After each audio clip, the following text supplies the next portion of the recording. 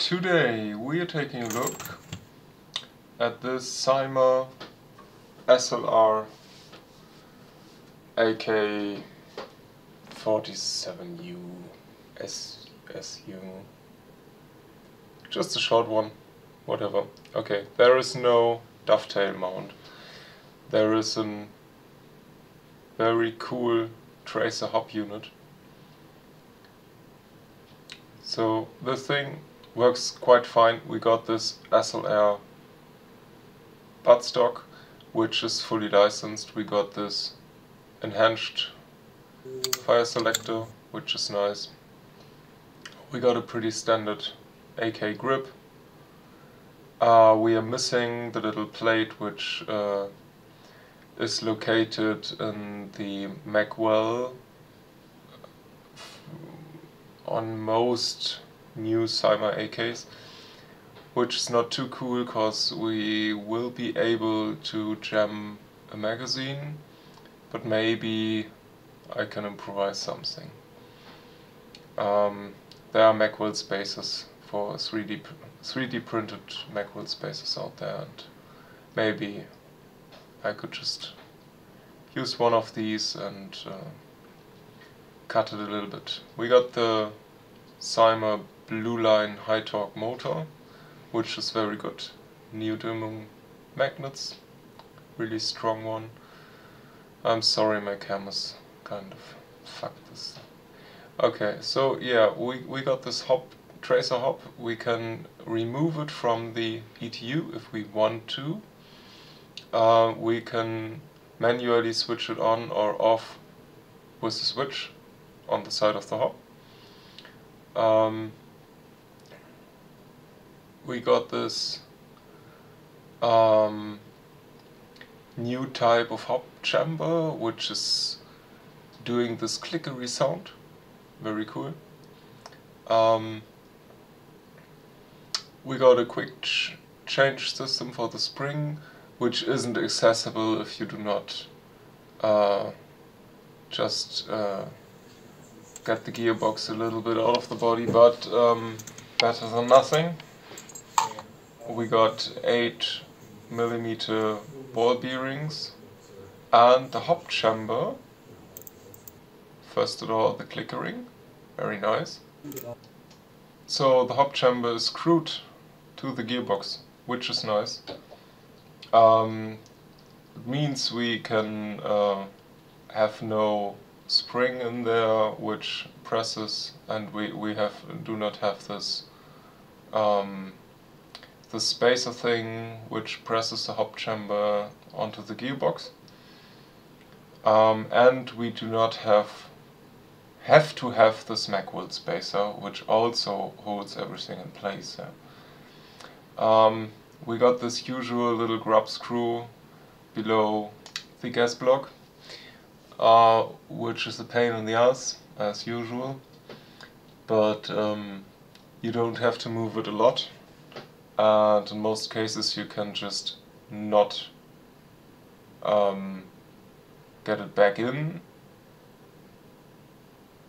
till the point your gun is very used and the front set starts wobbling. You may notice I have a few parts of this video without sound, because there are always people in the background chattering. Okay, now you can just remove the front set. The screwed on hop chamber makes it quite easy to test the gun anyway. And there's a little switch to turn the tracer hop on or off. If you get the box out, first thing you notice, Ditech. Ditech made an attempt to build AKs like this, and these were just kind of a flop, I guess. Now the series come back as an SLR. The cool thing about this is it features the Cyma ETU unit. It features this tracer hop, the quick change system, the good motor, high-speed gears. So this is a really well pre-tuned gun, and the price is acceptable. That's really okay. The older Ditech AKs were heavily overpriced, and these are now really good for what you're paying. So I just gonna show you the internals very quick. As mentioned before, this motor is a very strong one. You can just let it hang on a screwdriver or something, and this is always a good sign. We got a D&T plug, which is also nice, but pretty standard for me actually. I would just change out everything to a T-plug. Okay, so this is the trigger. I hope you can see that.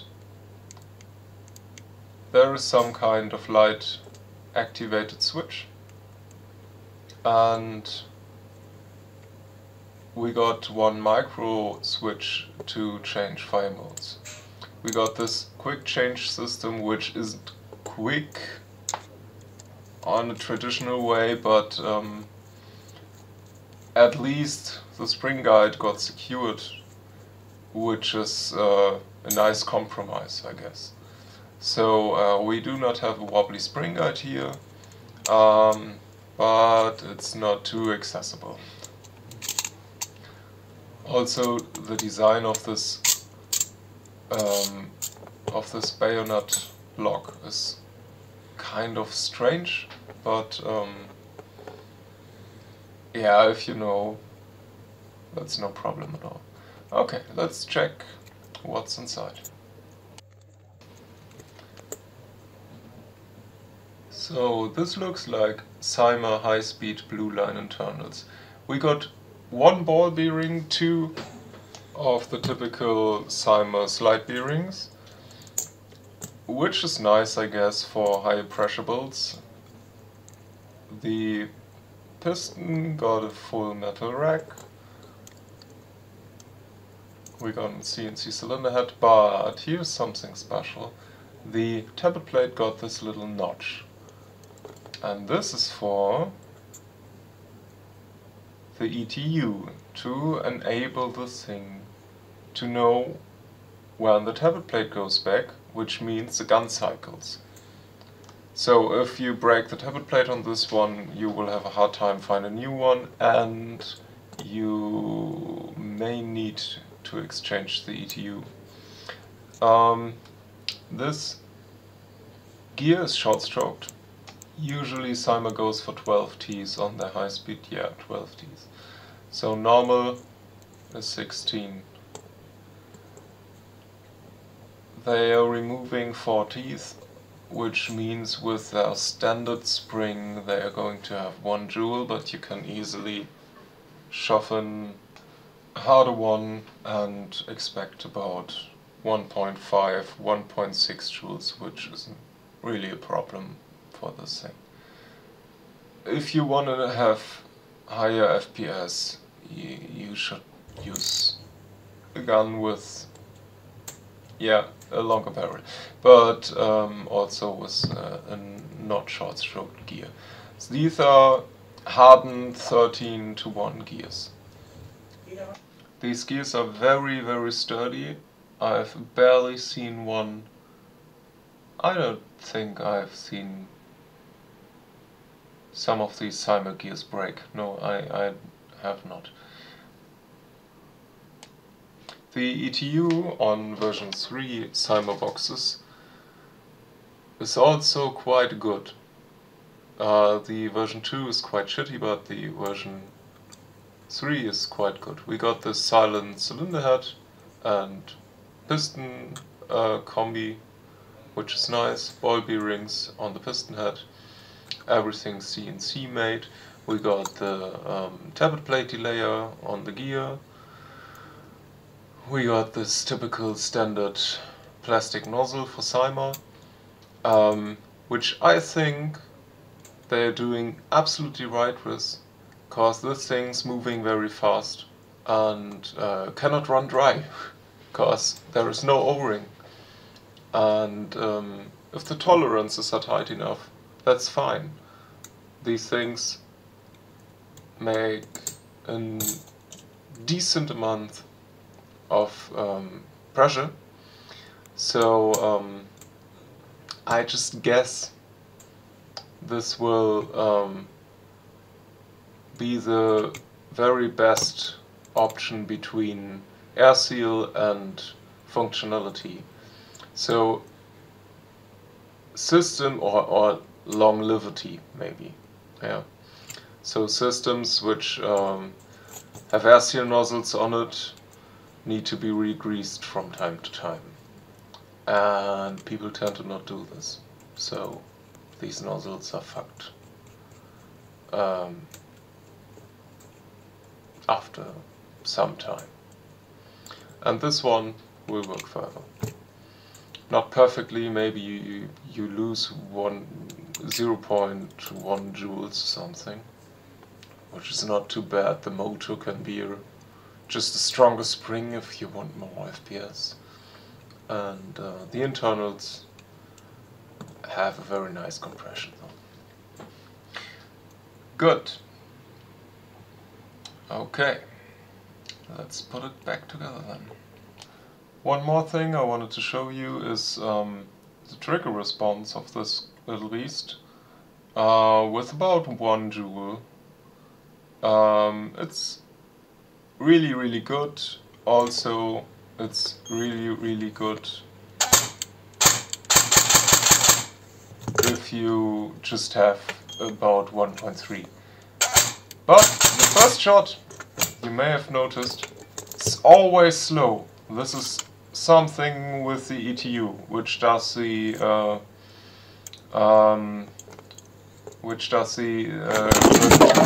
also. Whoa! Okay, I fucking lost my cam. What I wanted to show you is there's a blue light.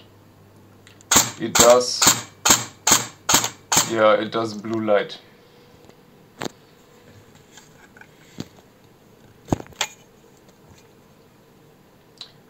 The stock is actually secured with 2 screws. Mine was a little bit wobbling, I just added a little bit more pressure. I added a grip and another flash hider and a front grip.